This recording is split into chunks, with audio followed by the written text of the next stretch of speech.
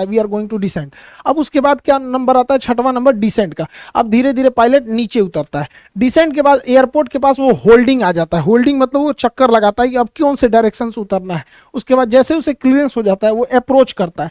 Approach मतलब एकदम lineup हो जाता है रनवे के सीध में कि अब उसे उतर जाना है। और उसके बाद वो क्या कर देता है, लैंडिंग यानी टच डाउन कर देता है। टच डाउन करने के बाद अब उसको जहां जिस गेट पे बोला जाता है लगाने के लिए, उसे टैक्सी इन करके उसे अपने तयशुदा गेट के हिसाब से लगा देता है। यानी ये 10 स्टेप में टोटल जहाज के फेज में बांटा गया है। इन 10 स्टेप को जब हम मिला देते हैं तो उसे हम कहते हैं ब्लॉक टाइम। तो हवाई जहाज जैसे इंजन स्टार्ट होता है तो टोटल 10 फेज में जाता है ब्लॉक टाइम। और इसमें जितने फ्यूल लगते हैं उसे हम लोग ब्लॉक फ्यूल कहते हैं। तो ब्लॉक फ्यूल में ये 6 फ्यूल आएंगे और ब्लॉक टाइम में ये 10 स्टेजेज आएंगे। हवाई जहाज की 10 स्टेज, इसी स्टेज में पूरी हवाई यात्रा कंप्लीट होती है। फ्यूल डंपिंग या जेटिसन क्या होता है, टेक्निकल भाषा इसे जेटिसन कहते हैं या इसे ऐसे नॉर्मल भाषा में फ्यूल डंपिंग कहते हैं। देखिए जो फ्यूल होता है वो विंग्स में होता है और विंग्स में फ्यूल के वजह से विंग्स काफ़ी भारी हो जाते हैं। जहाज के विंग्स काफ़ी भारी हो जाते हैं। तो जहाज जब टेक ऑफ करता है तो उसकी स्पीड कम होती है और टेक ऑफ कर जाता है। लेकिन कभी कभी क्या होता है, टेक ऑफ के कुछ ही समय बाद टेक्निकल खराबी या किसी इमरजेंसी की वजह से जहाज को दोबारा लैंड कराना होता है। तो इस जहाज में इतना फ्यूल भरा होता है, इतना ज़्यादा कि उतने फ्यूल को लेकर अगर ये रनवे पे उतरा तो इसका विंग्स के नीचे कोई तो सपोर्ट होता नहीं है, विंग्स तो हवा में ऐसे रहता है। और इतना भारी लेकर अगर रनवे पे उतरा तो विंग्स टूट जाएगा और सारा फ्यूल बाहर निकलेगा, आग लग सकता है। इसलिए बड़े जहाज़ों में जिसमें फ्यूल ज़्यादा होता है, जिसमें जैसे 4 इंजन वाले जहाज हो गए, तो ये 4 इंजन वाले जैसे बड़े जहाज, इसमें फ्यूल को हवा में ही गिरा दिया जाता है। उतरने से पहले हवा में फ्यूल को डंप कर दिया जाता है, जिसे हम फ्यूल डंपिंग कहते हैं। और फ्यूल डंप करके विंग्स जब हल्का हो जाता है तब उतारा जाता है। लेकिन छोटे जहाज़ों में फ्यूल डंपिंग की व्यवस्था होती ही नहीं है, क्योंकि उसमें फ्यूल कम ही होता है और वो फ्यूल लेके उतर सकते हैं। लेकिन बड़े जहाज़ों में जेटिसन यानी फ्यूल डंपिंग की जाती है ताकि वो सेफ लैंड हो सके हल्के वेट के साथ, नहीं तो विंग्स टूट जाएगा। हवाई जहाज का जो विंग्स होता है इसे खोखला बनाया जाता है। ये खोखला एरिया होता है।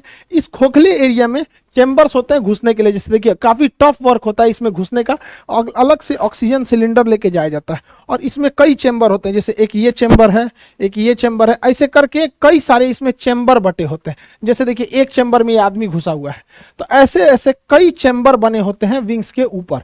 यहाँ पे इसी में टोटल फ्यूल को रखा जाता है। ये इसके अंदर यहाँ पे इसमें जंग ना लग जाए इसलिए फ्यूल के अंदर ही ऐसे केमिकल मिला दिए जाते हैं कि इसके अंदर किसी भी तरह का जंग न लग सके। फ्यूल को विंग्स में ही भरा जाता है क्योंकि विंग्स खोखला जगह होता है, उसका यूज किया जा सकता है। दूसरा एक और रीजन होता है फ्यूल को विंग्स में भरने की, क्योंकि जब कभी भी अगर आग लगेगी तो पैसेंजर जो होते हैं, ये बीच वाले हिस्से को फ्यूजलार्ज बोलते हैं, तो पैसेंजर जो बैठे होते हैं वो फ्यूजलार्ज में होते हैं। तो विंग्स में फ्यूल रखने से आग की लपट जो होती है वो पैसेंजर से दूर रहेगी, पहला रीजन। दूसरा रीजन होता है फायर से बचना, पहला हो गया। दूसरा बैलेंस बनाना। जहाज के बीचों बीच में सामान रखा होता है, पैसेंजर रहते हैं, पायलट, एयर होस्टेस, सारा वजन बीच में। तो साइड में भी कोई वजन होना चाहिए कि नहीं होना चाहिए? सारा वजन बीच में आ जाएगा तो डिसबैलेंस हो जाएगा। तो एक वेट बैलेंस करने के लिए भी फ्यूल को हम लोग विंग्स में रखते थे। तीसरा क्या होता है, प्रेशर को बैलेंस करने में। फ्यूजलार्ज में ही पूरे आदमी, सारा सामान वगैरह रखा होता है, जिस वजह से इस पर प्रेशर ज़्यादा लगता है। और अगर फ्यूल खोखला रहेगा तो फ्यूल ऐसे मुड़ जाएगा, हवा में ऐसे फ्यूल मुड़ जाएगा। तो हवा में फ्यूल ना मुड़े इसलिए फ्यूल में जब हम हवा में विंग्स मुड़ जाएगा।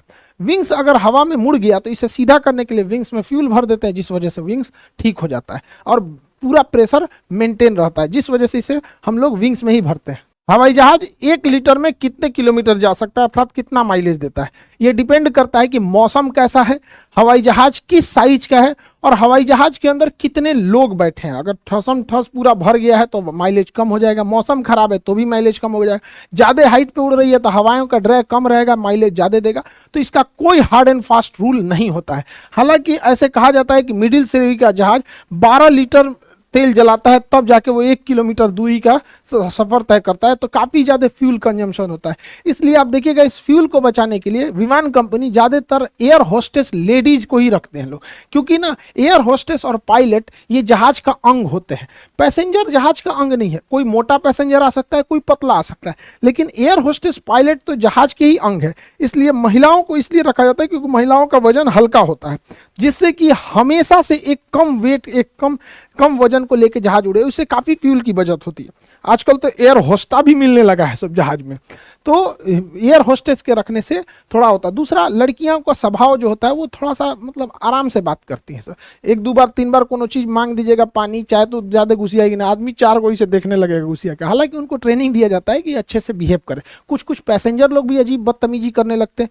वो एक जहाज के एम्प्लॉय हैं, वो किसी के नौकर नहीं है, तो उन्हें एम्प्लॉय की तरह ट्रीट करना चाहिए कि उनका काम है आपको सर्व करना, आपको इमरजेंसी में हेल्प करना, आपके नौकर नहीं है। तो हमें भी उनके साथ बिहेव करना चाहिए। हमें जैसा बर्ताव हमें चाहिए, तो पहले हम दूसरों के साथ भी वैसा ही बर्ताव करें, ताकि रिटर्न में भी हमें मिले। सबका एम्प्लॉय होते हैं, तो कई बार उनके साथ पैसेंजर भी बदतमीजी करने लगते हैं। हवाई जहाज जब जाता है तो पीछे ये व्हाइट व्हाइट कलर का ये जो पट्टी छोड़ देता है, ये क्या होता है? देखिए, हवाई जहाज का जो ये होता है इंजन स्टेटस, इसमें दिखाता है इंजन कितने पावर पे चल रहा है। जैसे ये इंजन नंबर, वो जो लेफ्ट साइड का इंजन है वो 21% पर, और इधर वाला भी 21% पर।